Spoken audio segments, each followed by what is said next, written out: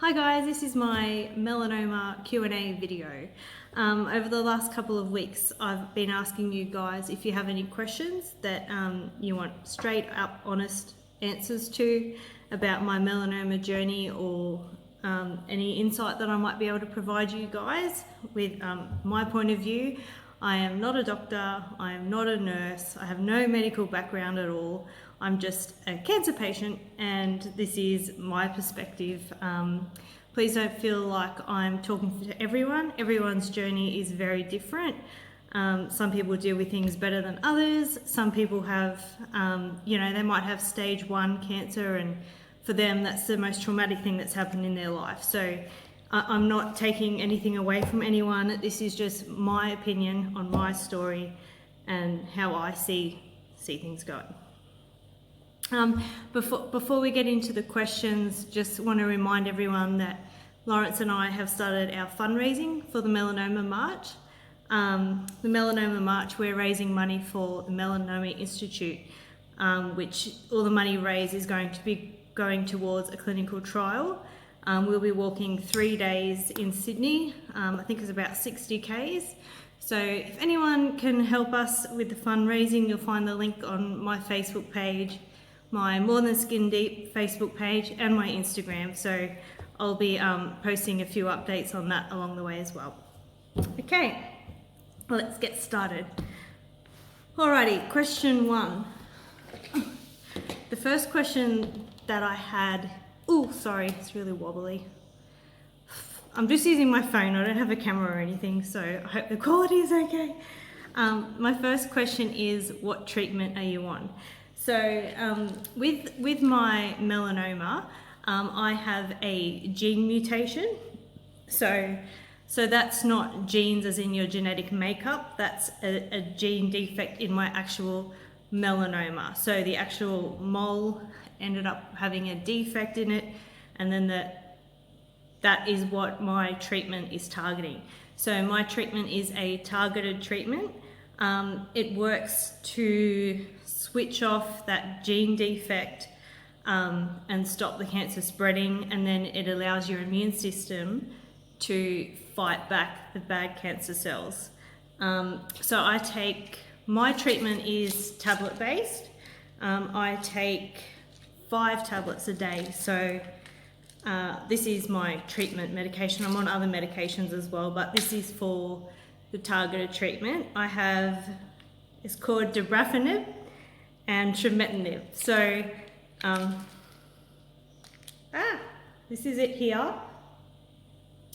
So I take my medication, my dabrafenib. It's just a little pink pill.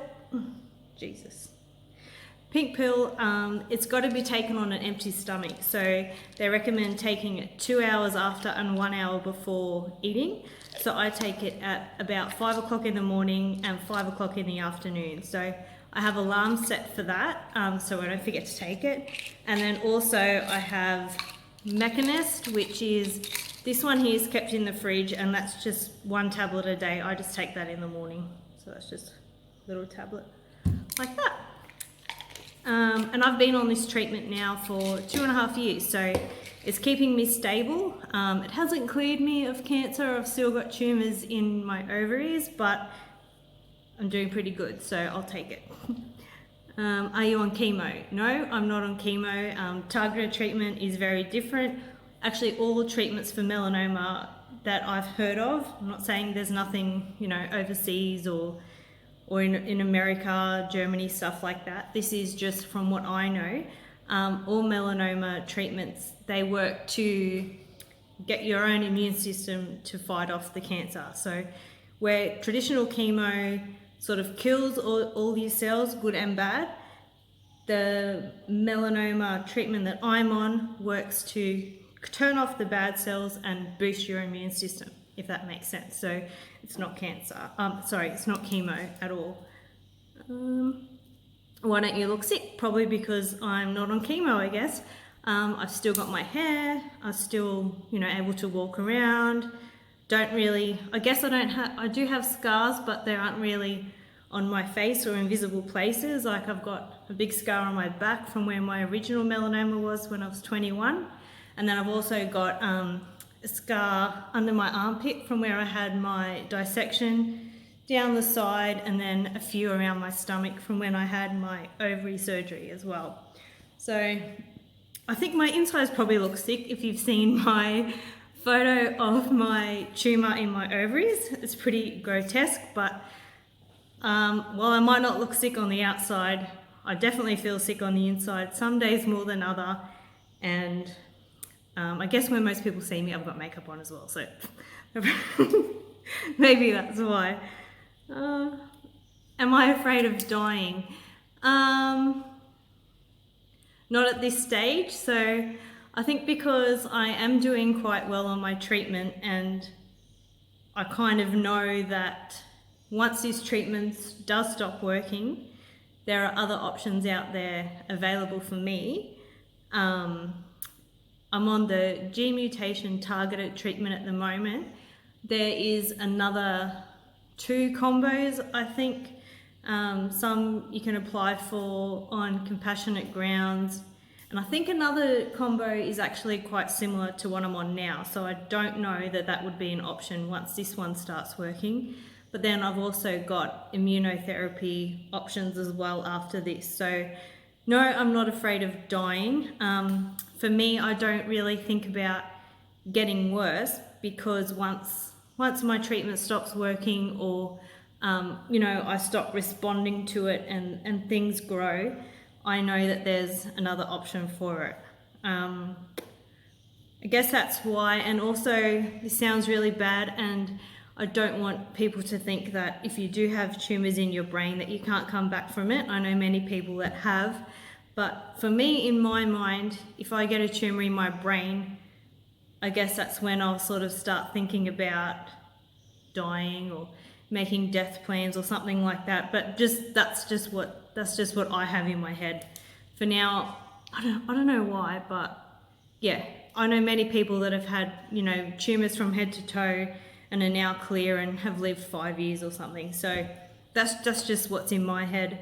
I guess most of you would know Carly. So Carly was a friend of mine, passed away late last year. She was sort of doing fine, and then it was discovered that her melanoma had spread, and she had a couple of tumours in her brain, and she went, she had some seizures and unfortunately passed away not long after her progression was discovered. So maybe that's another reason why I'm kind of a bit concerned about if I get a tumour in my brain. But at this stage, no, I'm not afraid of dying.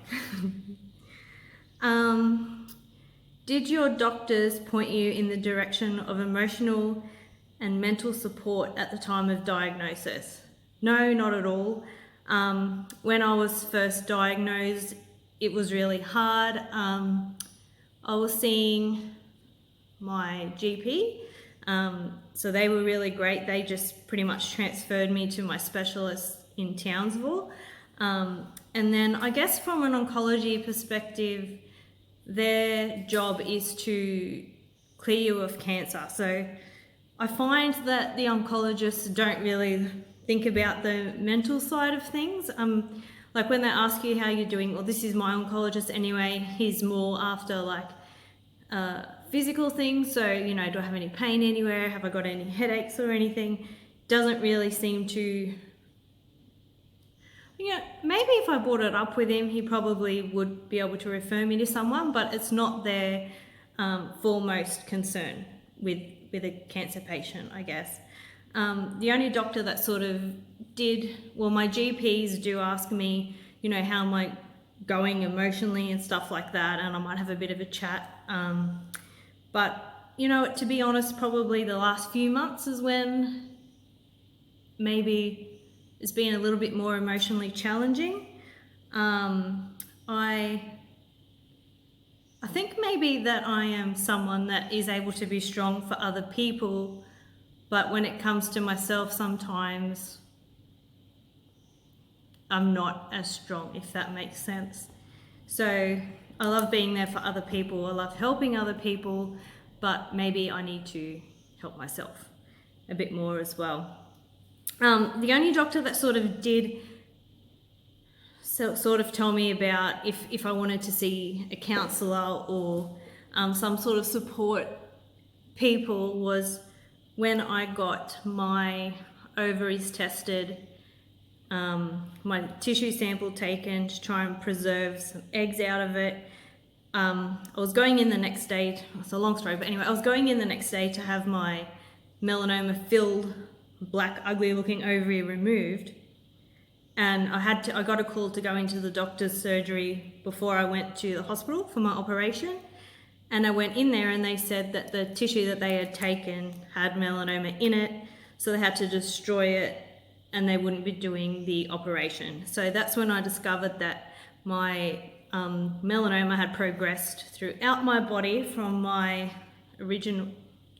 I found a lump under my arm, and it was in my lymph nodes. So at that stage, we thought I was stage 3.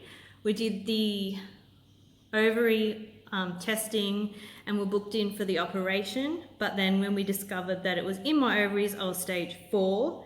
We had to destroy the ovary sample, so there was no more babies coming out of that at that stage. Well, still now, but that's when I was first told that they couldn't use my sample, had to be destroyed. And that was really emotional for both me and Lawrence, and also the doctor, because it was sort of uncharted territory for her. She hadn't met a patient that was trying to look at fertility, also undergoing cancer treatment, and my age, someone that hadn't had kids before and really wanted to be a mother. So I think it was quite emotional for everyone, me, Lawrence, and for the doctor.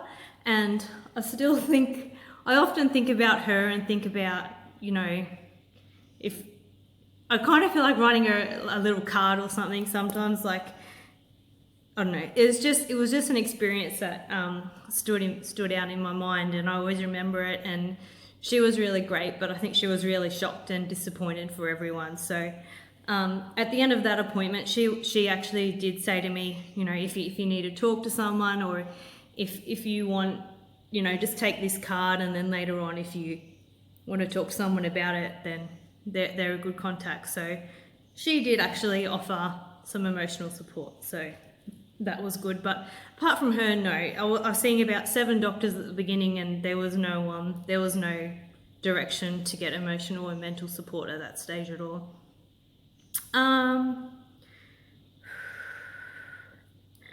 Who are the best people to go to look at moles? So all doctors are human, I guess.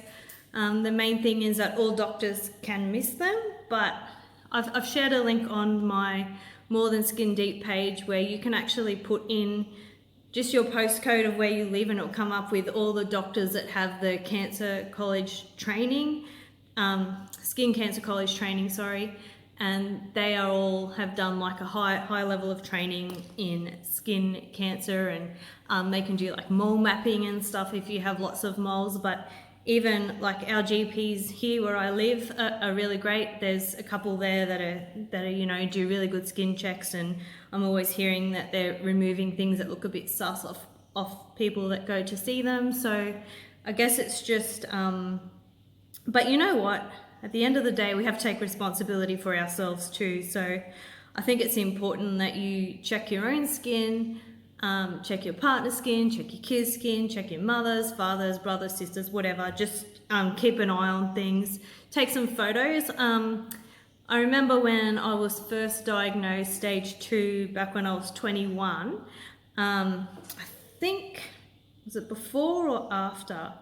But I have like a couple of moles, on my neck here.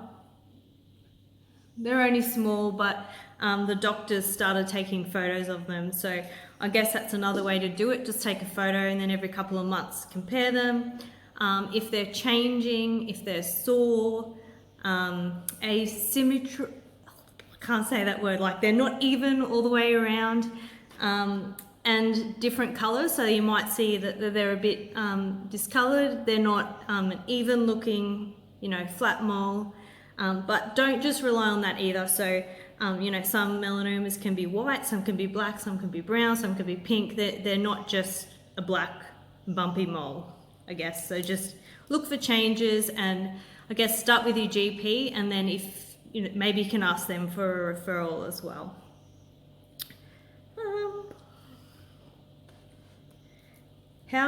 This is another question, how can people in rural and remote areas with a metastatic melanoma diagnosis be better supported? Oh, well, that's, I guess, what I'm trying to do by just talking about it, so people know that, you know, there are other people around. And the most support I found is, now everyone's really supportive. I shouldn't say the most support I found, but everyone's really great. You know, everyone in your community, your family. There's lots of Facebook pages for people with melanoma, closed Facebook pages, so they're really private, and they're, you know, everyone in that group is going through a similar situation to you, so they're good. But as far as a remote area, I guess, you know what, in some ways I feel like I am more supported in a remote area with the community and, you know, with work colleagues, friends, stuff like that, because everyone knows your story. Well, a lot of people know your story, and I always feel supported. There's always people asking me how I'm doing and stuff like that.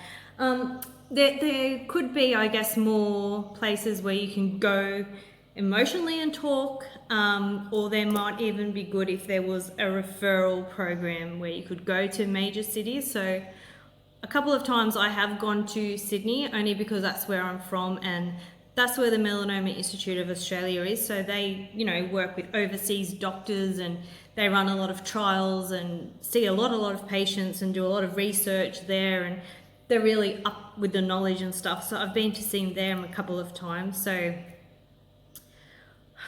I don't feel like I'm not supported because I live in a rural area, I guess. All right, I've just got 2 more questions, so that's pretty good, 17 minutes, so I'll just make it one video. Have you changed any eating habits or added any protocols? I'd like to say yes, but not really. I mean, I try and eat as healthily as I can, limit carbs. I try not to have carbs after lunchtime, but it might sound a bit vain, but I kind of try and do that for weight maintenance more than, I guess, thinking too hard about what's happening in my body. I've got stage 4 cancer, my treatment's working.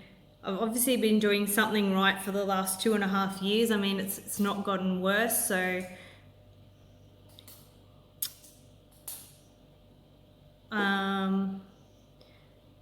yeah, no, I haven't really changed much of my eating habits, to be honest. I guess I've always been sort of healthy eater. I mean, you blow out every now and then, but I haven't done anything extreme like only raw food or only vegan or anything like that.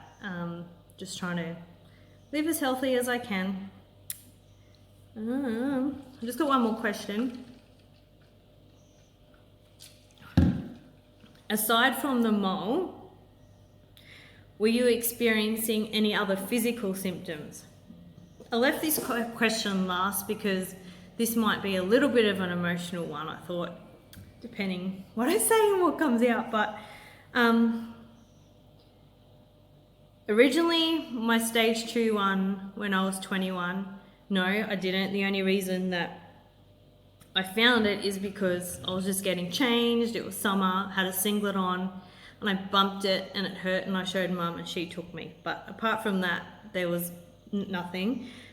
When I found the lump under my arm, so 10 years later, that was obviously a physical thing that I found. But 2 years before that, we had been trying to start a family. So while I was getting like cramps and stomach pains and stuff like that, I guess I kept thinking maybe I could be pregnant, or maybe this is a month, or I'm ovulating, or womanly stuff. So that's what I kept putting it down to. And I think maybe now, looking back, maybe that was a sign that my ovaries weren't good, or something was going on in my body, and maybe I should have thought of things that could be going wrong rather than just always trying to get my hopes up about being pregnant. I was also pretty tired a lot. Like when I was 22, 23, 24, lots of energy. I'd go out, 4 nights a week, party, good times. And then you slow down, and then I think maybe it's a hard one because obviously you stop going out more as you get older. Well, I did.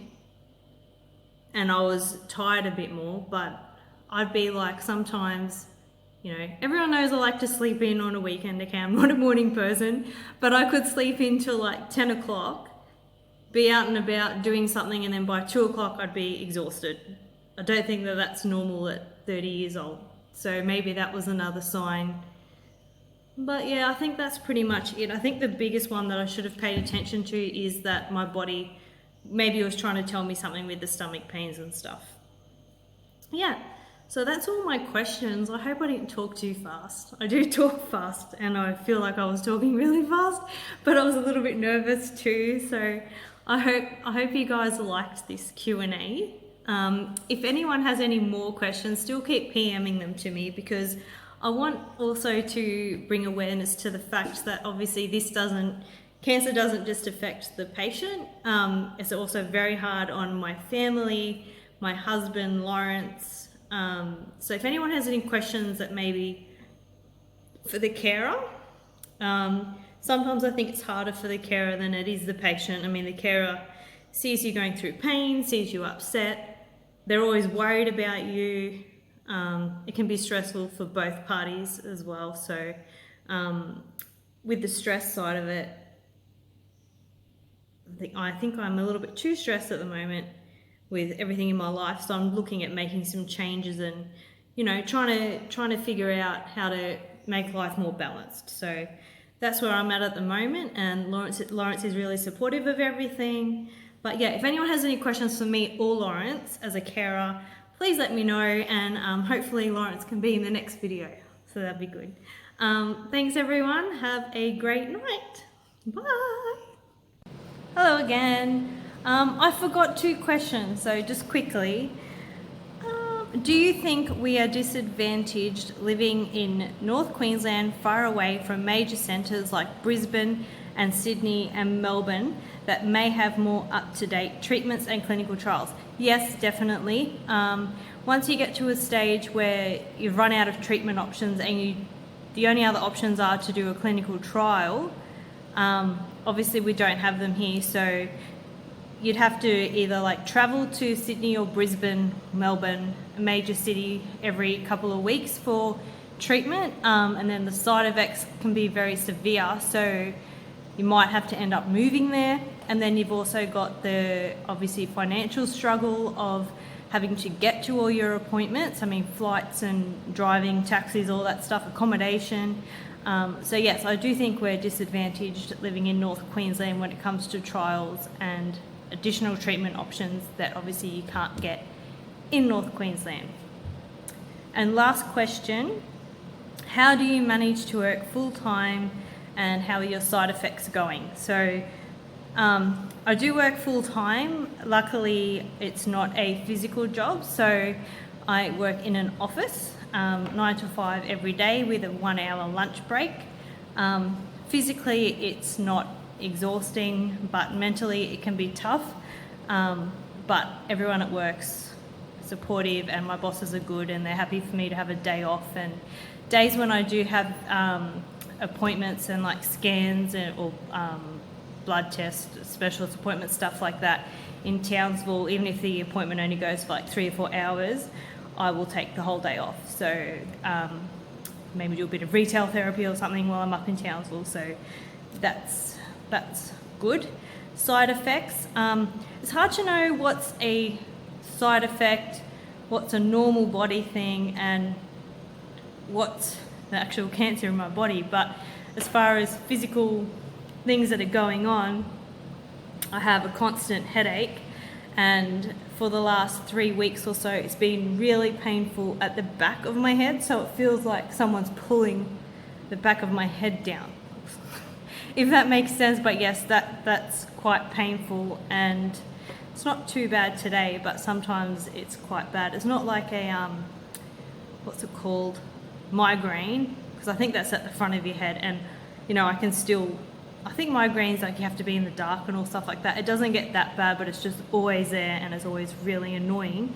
And I've also got a bit of a, I've got a really bad back at the moment. I went to the chiro yesterday and got that put back into place. I'm a bit tender, but apart from the headache, the only other thing that I think could maybe be a side effect is I've got a bit of joint pain in my hips, especially my left hip. And then, yeah, that's it. Side effects were a lot worse for me at the beginning of my treatment. I've just sort of learned to manage them now. Like, I know when I'm getting a temp, and I know what to do to fix it. The worst thing that ever happened to me is I got really bad temps. I got up to 42 degrees, and I had to go to hospital, and then I was in hospital for, I think, a week and a half. And I got transferred to Townsville Hospital, and I was just, you know, on fluids and steroids, potassium, stuff like that. But I haven't had anything major in a long while. Okay, that's it. Thank you. Bye.